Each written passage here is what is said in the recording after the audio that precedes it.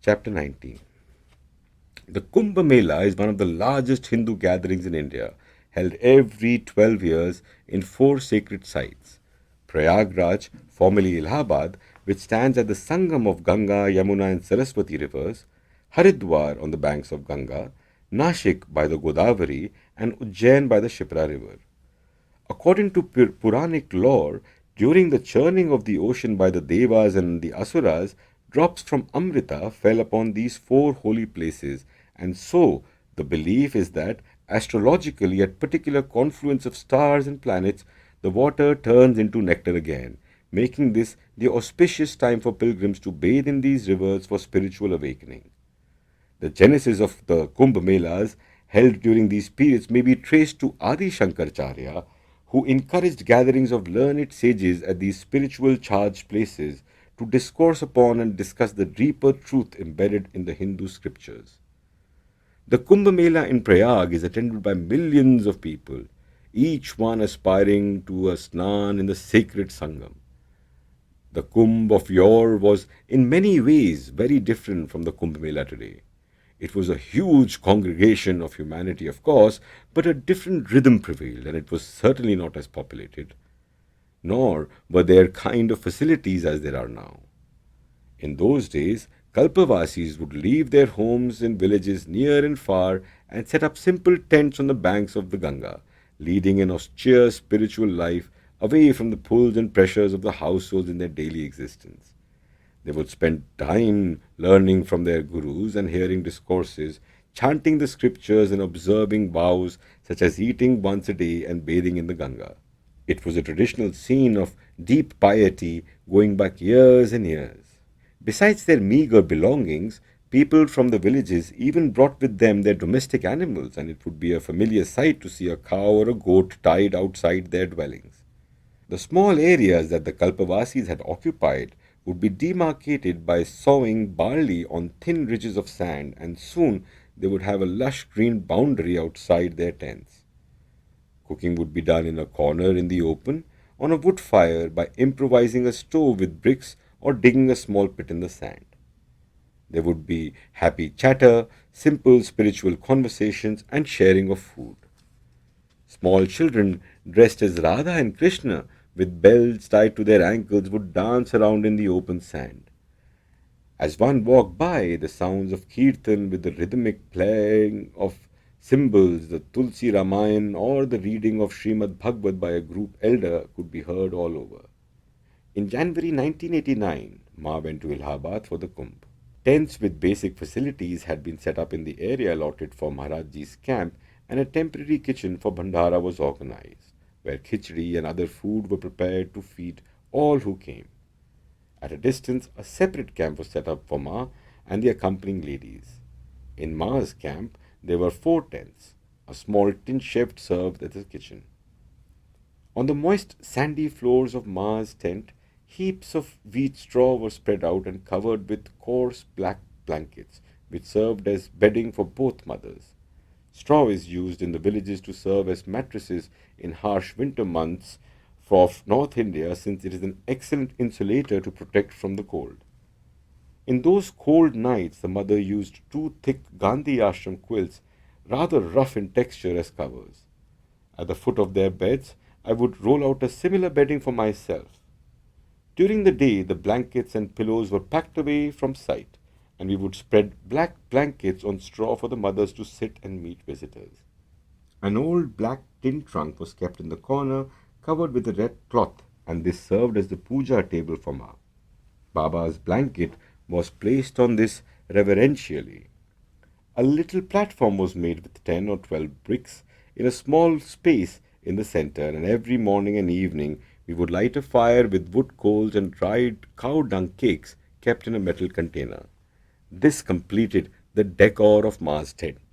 We would spend nearly 2 winter months here in extreme cold, and the greatest luxuries of the world could not compare to its comfort and warmth.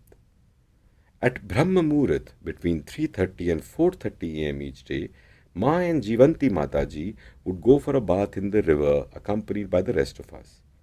We would walk up to the closest bank of Ganga. It would still be dark outside. The huge expanse of Mother Ganga shimmered in the moonlight. Aged sadhus would be taking their holy dips. Their faint chanting of mantras would seep gently into the profound stillness of silence that reigned all around us. The chill, the dense fog through which nothing could be seen, and our bare feet numb on the wet sand, I can never forget those dawns. Ma, in her thin white cotton dhoti, always barefoot, walked on undeterred. While the other ladies followed, Ma would invariably go ahead to quickly check the bank of the river. Sometimes at night, the river would change its course, cutting away the sand on the bank, thus rendering it unsafe for bathing. Ma would also gauge the flow of water, and if the current was strong, she would remark, "Aaj Ma bahut ugr hai." Today, Mother Ganga is in a fierce mood. The water would be rushing forward at great speed. Ma would warn everyone with her to not take a dip that day. Instead, we would bathe with our lotas. However, she herself would invariably walk a little distance ahead of others, Jivanti Mataji alongside. Ma would first help Jivanti Mataji with her bath, holding on to her hands carefully. Then, standing on almost melting sand, she would bathe in the Ganga in the usual way, despite my best efforts to dissuade her. The ashram ladies respected this distance. One such morning, after Ma had forbidden everyone else from taking a dip, she was about to enter the water herself. One of the Mais, in her eagerness to take snan with Ma, rushed ahead and jumped into the water. Within seconds, the wet river sands beneath Mai's feet got washed away, and I saw her drifting away with the current. Ma reacted in an instant. The distance between her and Mai must have been about 3 feet. Ma leaped forward, grabbed her arm, and began to pull her back. While doing so, Ma almost fell back on the sand, using her own weight against the strong flow of water. I managed to clutch onto Ma's back to prevent her from getting drawn into the current. So hard was my hold that later I saw that they were purple bruise marks which my fingers had left on her back. A few days after this, around mid-morning, Ashar Filal, the watchman, came to Ma's tent and told me that there was an Angrez at the gate hoping to meet her. It was such a cold day that I was in no mood to entertain visitors. Nevertheless, I went on to see who it was. There was a very tall gentleman waiting who said he had come from Germany, and he gave me his card. He further said that he was part owner of the Mercedes Benz company. Since cars were not allowed in the Kumbh area, he pointed to a bicycle saying they had cycled all this way. He was very eager to meet Ma. I carried this information to Ma, and she asked him to be brought to her. As he was almost 6 feet tall, he had to double down to get into the tent through its small opening. Ma and Choti Ma were inside. The German saw the two mothers and observed the simplicity all around. Perhaps because he had seen the splendor in some akharas at the Kumbh, he seemed rather confused by the unostentatious surroundings. Ma asked him to sit down. After expressing his gratitude to Ma for giving him an audience, he asked if she could guide him on his quest to meet some renowned saints in the Kumbh Mela. As usual, I interpreted the conversation between him and Ma. Ma said, "I do not know much. Tell him he should have a darshan of Dioraha Baba." I conveyed the needful. Then Ma said to me, "Ask him who his guru is." The gentleman replied that his guru was Nisarga Datta Maharaj. Ma asked next what he had learned from his guru. By now there was a look of disappointment on the man's face. In an arrogant way, he replied that his guru had taught him the state of Shunyata. He then turned to me and pointing a finger at Ma, in a not so polite way, he said, "Ask her if she knows the meaning of Shunyata." Disliking his manner, I translated the question. Ma gently replied, "Tell him I do not know anything." At this point, the gentleman sneezed. Ma said to me that it appeared that he had caught a chill and that I should get him some hot tulsi tea. I went to the kitchen, and it took me 5 minutes to return with the chai. Instantly I noticed a difference in the gentleman's bearing. His face was flushed, and he seemed to have softened considerably in that brief interlude. He took the clay cup from my hand and after a few sips said, Please tell mother that what I have experienced just now has never happened to me before. I feel as though a lotus has unfolded in my heart. Tell mother that I would never want to leave her. I conveyed this to Ma, and as was her wont, she said, "No, no, no, no, I do not know anything. It's a cold day, drink your tea, and then you must go now. You have a long way ahead." The gentleman finished his tea, took his leave for the mothers, and, albeit reluctant to leave, he went out of the tent with backward steps, keeping his eyes on Ma as long as he could. The planning for the pilgrimage to Kumbh had begun many months ago. I remember vividly those evenings when, after the prayers, all the elderly ladies at the ashram would sit with Ma in the carpet room in Kenchi. In her gentle manner, Ma would guide the mice on the minutiae of the trip.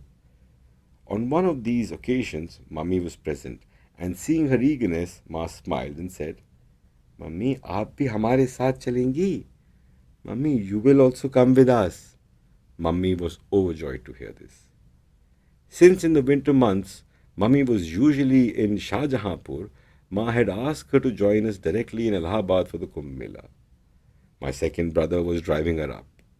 Somewhere near Lucknow, however, they took a short break, and unfortunately, Mummy twisted an ankle there, sustaining a fracture. Naturally, they had to turn back.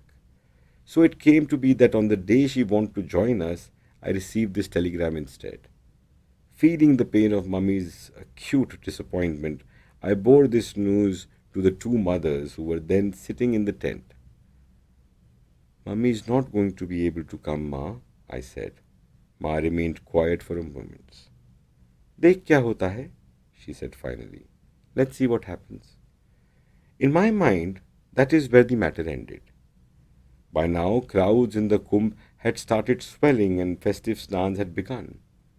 One morning, Ma called me to her. "Go bring Mummy here," Ma said. My thoughts were instantly thrown in turmoil. I didn't know what to do. How am I going to bring Mummy here?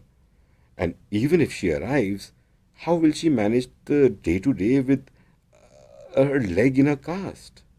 In those days, plaster of Paris was used to make these casts, and they were extremely heavy. Mummy's cast would likely to have weighed 2 kgs. But as always, Ma's wish was my command. The next day, I left the camp at dawn and drove to Shahjahanpur in my gypsy. No one in the family knew I was coming. As I opened the door and entered Mummy's bedroom, I heard Mummy say to my second brother, who was holding her hand and sitting next to her, "मुझे कैसे भी माँ के पास ले चलो. Take me to Ma somehow." And so we did. Once Mummy reached the camp, she was so happy that whatever niggling worries I had melted away. On the day of the main Kumbh Parva that year, the auspicious time for holy bath was between 1 a.m. and 3 a.m. A message was sent by Ma to Maharajji's camp that all devotees should bathe in Ganga whenever possible during the day, as there would be multitudes attempting to take a dip at night. The group in Ma's camp waited eagerly for Ma's instruction. Almost all of them were advanced in years, but keen to bathe on that day. My Ma pointed out to them that scores of people moving towards the Ganga on the other side of the camp gate. It was a sea of heads, so close together that the ground beneath could not be seen. She told them it would not be easy to navigate this. Ma put their minds at ease, saying that even a drop of Ganga Jal was as good as snan. Asharfilal brought us some Ganga water, and everyone was happy when Ma sprinkled it on them. The day went on as usual. After the evening prayers in Ma's tent, we took dinner, Prasad, and retired for the night. Around 11 p.m., Ma woke me up, saying, "Chal Sangam chalte hain. Come, let's go to Sangam." Jivanti Mataji told me to get the clothes basket ready and go to each tent and tell everyone that Ma will be going to Sangam in a few minutes. Was I dreaming? I couldn't believe my ears. Excitedly, I went around our camp. When I woke the ladies up and told them Ma was going to Sangam, a few jumped up, others smiled and thought it was some sort of a joke. But eventually they all managed to get ready and follow Ma. Ma was already on her way out. I remember we made a long queue, holding on to each other's clothing so we wouldn't get separated as we made our way through the thick crowds. It was a memorable night. An ocean of pilgrims, spotlights beaming from towers, repeat, men in khaki keeping vigil, announcements on the loudspeakers asking people to take a quick dip and move on. A spacious embankment had been created with sandbags to facilitate bathing. I had anticipated that Ma would at some point go to the Ganga, and I had prepared a bag with packets of milk, flowers, and a marigold garland, coconut, kumkum, and chandan. Reaching the Sangam, however, I realized there would be no time for all this. It was going to be just a quick dip. Leaving her clothes on a mat, Ma proceeded into Ganga. Almost magically, I saw the crowds parting before me when Ma stepped into the water. It was unbelievable. In that gathering of hundreds of thousands, there was no one within a radius of 10 feet. Both mothers took the auspicious snan, and then the others joined them. Ma held everyone's hand one by one as they took their dip. All the ladies, chanting prayers to Mother Ganga, formed a circle around Ma in the waist-deep water. Realizing this was my moment, I riffled through the bag, opening the milk packets one by one. I handed it to the group. Then I passed on the flowers and the garland. Instead of joining the circle around Ma, I entered the water and chose to watch from a distance. The moon shone brightly. Ma stood in the Ganga in her white dhoti with her hair knotted over her head. Her face glowed with an unusual radiance. Milk was streaming down her form, the flower petals sailed along, and finally the orange marigold garland was placed around her neck. The waters around her glinted in the moonlight. To me, the divine beauty of this scene was akin to the most beautiful poetic renderings of Sri Krishna's Ras Leela with the gopis. I remained afar. Then I saw Ma's eyes searching around for something. When her eyes alighted on me, she swiftly took off the garland off her neck and flung it to me, saying, Sevak ka sthan sabse ucha. The one who serves a revered person holds the highest place. Ma called me to her. Holding her hand, I took my holy dip. On our way back, we waded through the thick crowds, protecting both mothers by forming a cordon around them. It was 2 a.m. when we reached the camp. The only person who was not able to accompany Ma that night was Mummy because her leg was in a cast. I had barely settled the mothers in the tent when Ma said to me, "Ja gaadi start kar aur mummy ko snan kara la. Go, start the car and take Mummy for a dip." I was dumbfounded to hear this. No vehicles had been allowed in the Kumbh area for 3 days prior to the snan. There were spotlights with police towers all over, one of them, in fact, just outside our camp gate. How could I ever attempt to drive through that crowd? Ma continued, "Jahan bhi Ganga paas mein ho, wahan jana. Jaldi ja. Go wherever Ganga is the closest. Go quickly." I called out to Nidhi and we wrapped Mummy's plastered leg with some waterproof plastic. 2 other girls joined us. Everyone thought I had gone crazy because they had witnessed the scene outside. Paying no heed to what anyone said, I started the jeep. We helped Mummy into it and I asked Ashar Filal to open the camp gates. Looking up through the windscreen, I saw that the guard on duty upon the tower was missing. It was incomprehensible. There was not a soul on the road and complete silence all around. I remembered the miracle that had happened when Sri Vasudev was taking the newly born baby Krishna from prison and the gates had opened, the guards had fallen asleep and the river Yamuna had parted to make way. Seeing Ma's Leela, I drove out quickly and reached the banks of the Ganga. We helped Mummy with her snan. She even had time to make her Navratan offering to the river goddess. Within a few minutes, we were back in the jeep. I covered Mummy with a shawl. As I was returning the vehicle around, it seemed as though the floodgates had been opened and crowds just surged in on the route from all sides. I managed to get us back to the camp in the nick of time. The guard on the tower was still not there. Ma was waiting outside her tent to see us safely back.